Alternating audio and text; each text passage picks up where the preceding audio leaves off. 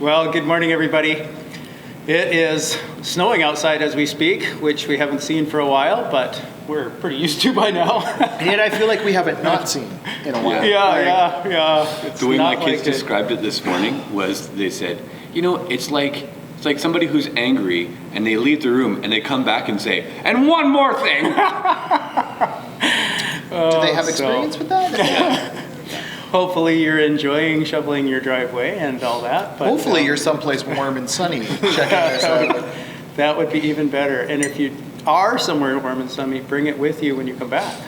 Well, the best snowstorms are when people have been away somewhere hot and sunny, and it's the day they're getting back, just to be like, welcome home. And their flight is delayed by 4 days. That's right, yeah. Well, we wanted to take a look back again at our Sunday and the passage that we looked at.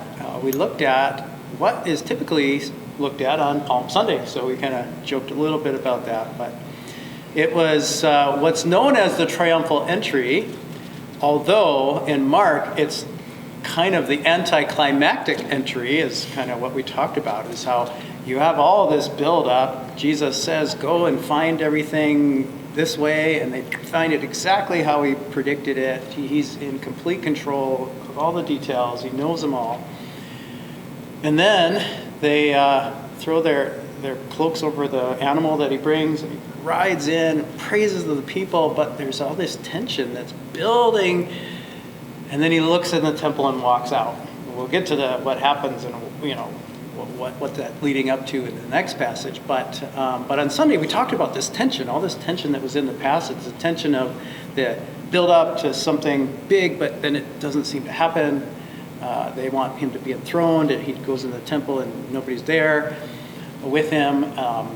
We talked about how up to now in Mark, he's always told people to be quiet, don't say who I am. And now they're praising him, and he kind of encourages it. We talked about how he's riding in as a king, but on this humble donkey, right? All this tension. And then we talked a little bit about some of the application of just the tension part of that passage, how Jesus holds tension and stuff. So anyways, just wanted to remind you guys so you could have some time to think about what you had thought about saying this morning. So any thoughts to share about that? Any reflections or questions or whatever that we can wrestle with a little bit with everybody? So what I was thinking about was what I had said kind of during or just before Mike's song that he led on Sunday, that on this side of the cross, on this side of Easter and the empty tomb and all of that, it's like we're also in this interesting tension of like now but not yet. Is it time yet, Jesus? Not yet. It's coming. Wait, no. Wait. There's this anticipation that's coming for heaven, and it's not there yet, but we look forward to it, and we want to live heavenly minded, but we're not there yet, right? And it's a very much it can also mess with you, I think, too, if you are only thinking about heaven. Yeah. And I think it can mess with you if you are only thinking about earth and not at all focused on like the return of Christ is imminent, and we've been saying that for 2,000 years, and we know that to be true. And that is such a tension that I think messes with people when they're not ready to understand what does that mean, right? And so to live in tension for 2,000 years as a church, I think does work on our minds, but yet I think the reminder of Mike's song is really important too, that like Jesus is coming back.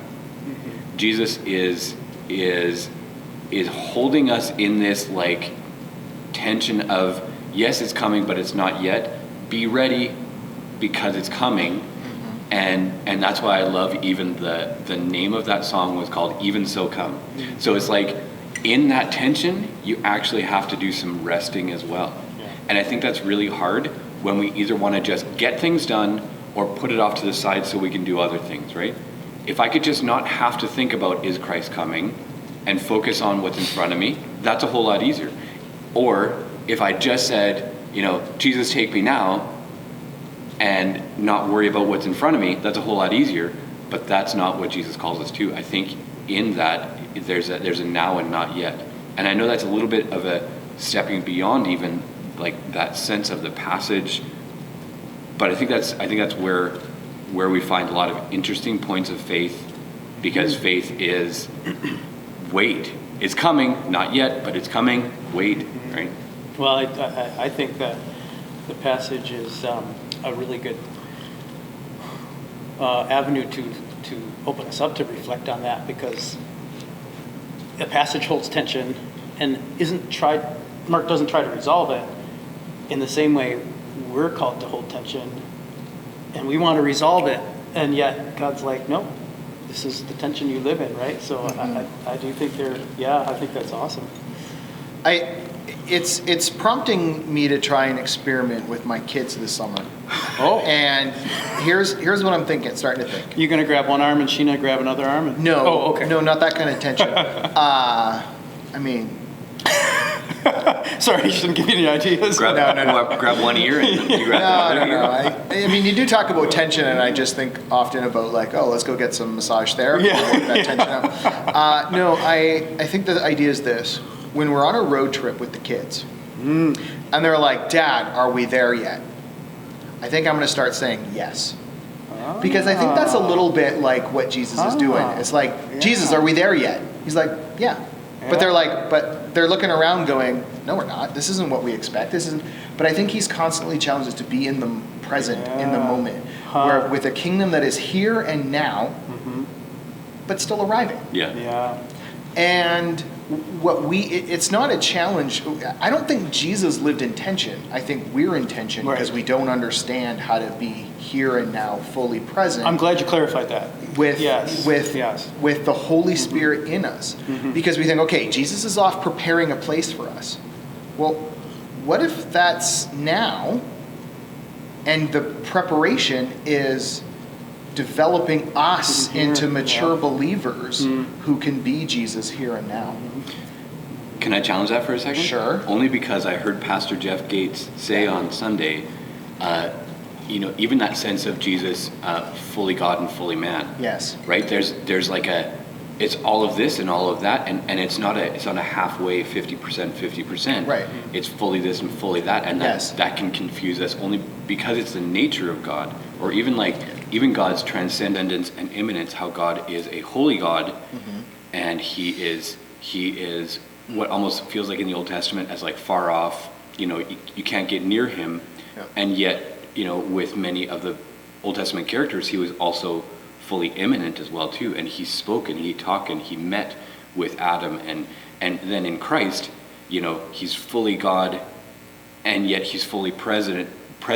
So there's this like, he's high and lofty and holy and above, but then he's also here, and even in a New Testament sense, he even resides within us, right? The Holy Spirit resides within us. So there's this great tension that feels like it happens. And the only reason I say that too is because we were challenged in that in some of our worship classes in college of like, is God transcendent or is God immanent? Is God holy or is he present and close, right? Like, because our worship songs go back and forth on that, right? And that's, I think you're both reminding me that, but you said it, Jesus isn't in tension. He is who he is, and he's beautiful, and he's perfect, and there's no problem for him at all. It's us that don't get it, right? Yeah. We're finite, trying to grasp the infinite, and I think that's a beauty that I know that when I went to seminary, I don't know if when you were in seminary or Bible college, where theology tried to systematize God, like wrap him up and help us understand and grab onto him and say these are all his. And something I think that they missed was there's a mystery here, and this is beautiful, and it's okay that it's a mystery, and it's okay that we don't understand, and we don't have to wrap him up into this theological frame or this theological frame. We can hold both. Like, am I saved by grace, or do I choose him? Well, yes, like we have free will, and he is sovereign. The Bible teaches both. Do we have to grab this system or this system? Well, in our human thinking we do, but in God's mystery, I think we can say he somehow holds both. Sorry, yeah. No, two thoughts come to mind as you say that. And the first is, it's like, my mind goes back to, I forget where Paul says it, right? But he talks about we've looked through a glass dimly, right? And I think we've often in our theology said, oh, that's a problem we could solve. And we think working out our faith means solving that problem. Yes. And I think working out our faith is more of an accepting that, you know what, there's always going to be some mystery in this life. And the more comfortable I lean into what I do know, I know the Holy Spirit is with me. I know Jesus walks with me day by day. This weekend was so moved in my reading. I was back in Matthew 28, and in Matthew 28, I often in my brain think, okay, Jesus gave the Great Commission, and then he left. He doesn't leave in Matthew. Yeah. How does Matthew end his story? Matthew ends it with, "I'm with you always." Yeah. End of story. And that's, I think, what we need to lean into. Oh, he's with us. Yeah. It's okay that I don't see it all. It's okay that I don't understand it all. It's okay that I'm in church worshiping with people and we don't totally agree because they see it this way and I see it this way and that other person sees it this way. It's okay because we see the main thing, Jesus is with us and it's all for his glory. And the more we can lean into that and go, we don't get it all, but we got that, the more I think we're going to be able to live with all this tension and accept that we are just brothers and sisters seeking the risen Christ. Yes. And that's a beautiful thing about this. And I said there was two things, but now I've totally forgotten the other thing. But I'm sure it was good. I don't know.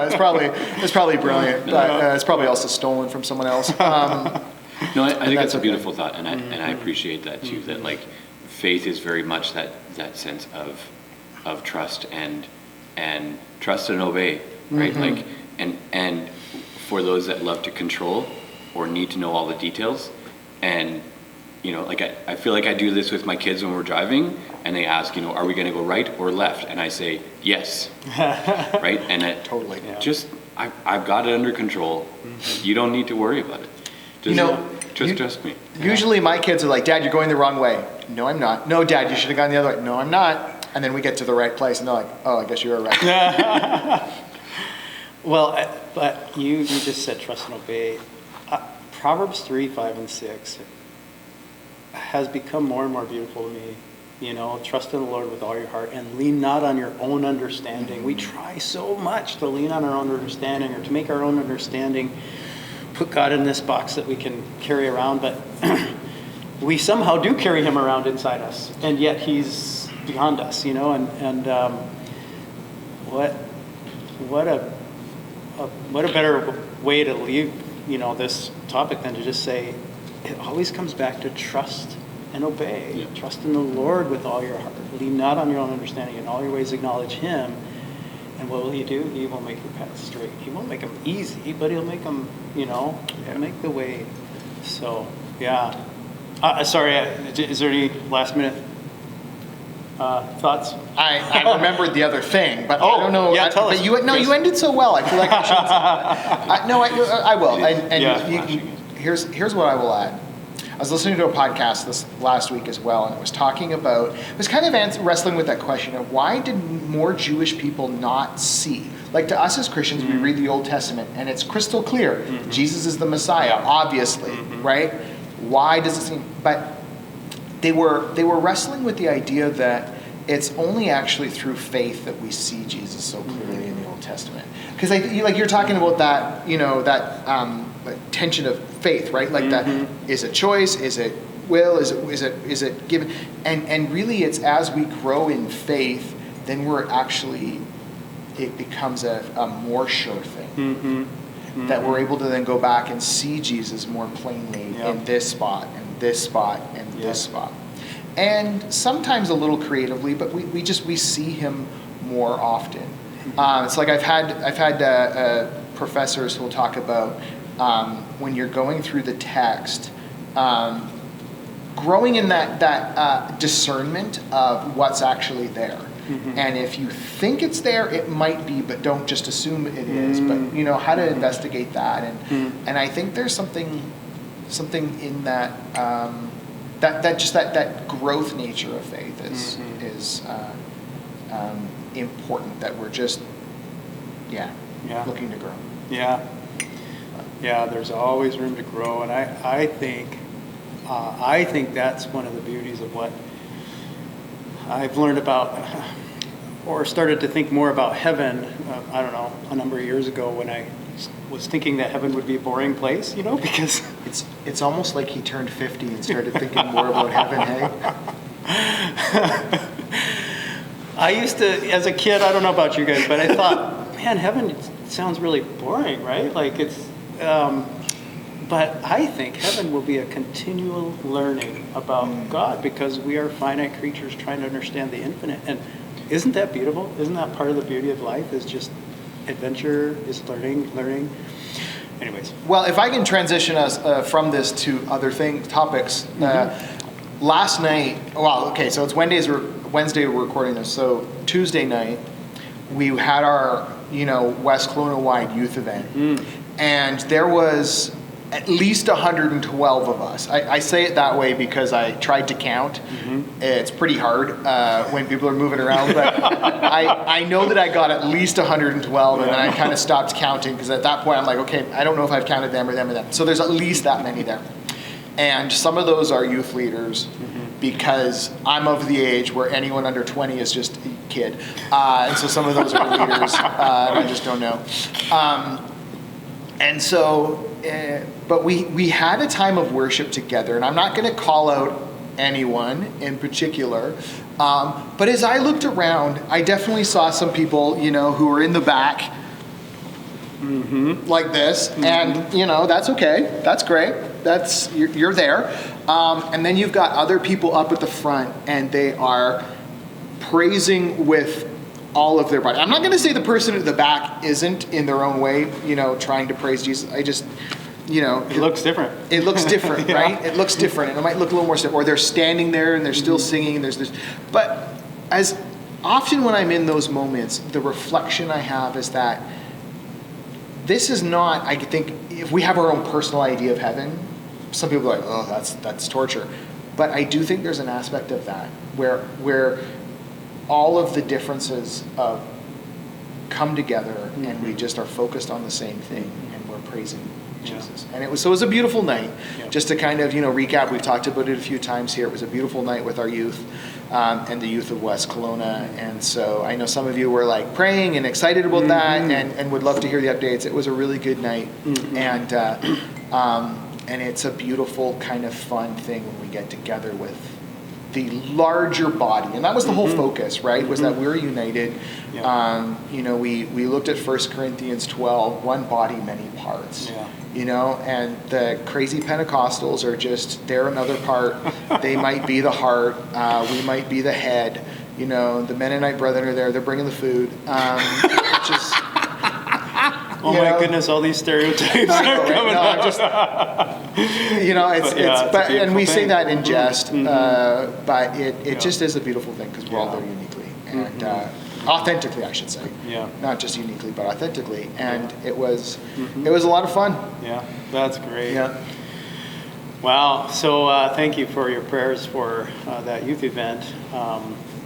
We just want to remind you the two things that are coming up fairly soon. Is this Sunday is the annual general meeting at Lakeview Heights Baptist Church, 1:30 here, and we'll look back a little bit on the previous year. The report that you can have will report on a lot of what happened over the previous year. We're looking ahead to the new, we've already started, but this new year. Can I just stop there too? That what I think is cool about even where we're sitting right now is I remember 15 years ago, actually pretty much right around to this week of the year. 15 years ago, I had just become a pastor in this church. I was not yet a member. So through our whole candidating and everything like that, we had given our testimony and all of that. And I was sitting right here with my wife and became members of this church, which was a really cool experience for me, because it also reminded me I might be a pastor, but if for some reason I just for a moment, theoretically, took that hat off, I'm still a part of this congregation, and I actually care about what's happening in the life of this church, in the finances, in the direction of each ministry, and I want to support that and care about it. And like, that's why like I kind of like this thought of like, even just where we're sitting, that like, yes, we're pastors, but we're also members of Lakeview Heights Baptist Church that get to be voting members on Sunday. Yeah. Right, and that's really exciting for me, I think, yeah. and I hope people kind of catch that a little bit as they come on Sunday to hang out. And So that's on Sunday at 1:30. So please come and be a part of that, and have your say, or just be aware and be a part of that. Then on, remind me, the February 18th. 18th, February 18th. We told you about this several times, but that's a family day weekend. Great family event is happening on that Saturday night. February 18th is the Warriors Faith Night, and that's the Warriors are our hockey team, and you can buy tickets, even if you've never been and you don't know anything about hockey. You can buy tickets through the office here, and we will get a group of seats together, and then you can cheer on the Warriors and each other. You know, I loved sitting next to Kevin last year, because he's like, "Yeah, Jeff, go, Jeff!" And I was like, "Why?" And he's like, "It's a team sport." And so you will get cheered on maybe by Kevin or somebody else. Well, you know, it's just a lot of fun. There's one really specific way where that's important, right? yeah, Because at the first intermission, us Yeah. pastors have to get down on the ice. That's right. And not get broken, right? As we try and do boot hockey. Try to stand and just doing a hit. Right, swing a stick, yeah. and And so it would be really nice to have you there cheering us on. Yeah. And I know that sounds like self-promotion, but we could use a little, we could use some people in our corner. So, cheer for the Warriors, that's awesome. Yeah. But cheering for us a little better, if that makes sense. So we'd really love to have you there. But really what we want you to do is come and be part of a community event. And this is something that's for West Kelowna, and it's great to be together and have some fun. Even if hockey's not your thing, hey, can you hang out with friends and talk about whatever for a few hours and while the hockey game goes on? Sure, do it. Come, that'd be fun. Great to have you there. Now, we will say, if you want the group rate, you have to go through us, and that needs to happen ASAP, because we are trying to get that all sorted out so that we can make sure we go in with our group ticket, get it on time, make sure we get a section of seats together. So you need to get your payment in as soon as possible to the office, or at least reserve and then give us the money when you're coming in, so that we can get those tickets together. Yeah, absolutely. Yeah. Because again, if the whole point is to be together, but you're across the arena because we couldn't get seats together, that really stinks. So. Unless you have to we pay do more. some sign language or whatever, but yeah. You have to pay more if you're sitting Yeah, there. that's true. Yeah, very true. So anyways, we hope you have a great week. We hope you enjoy the cold that we have again, and all that comes with life in North America. So God bless you. Have a great week.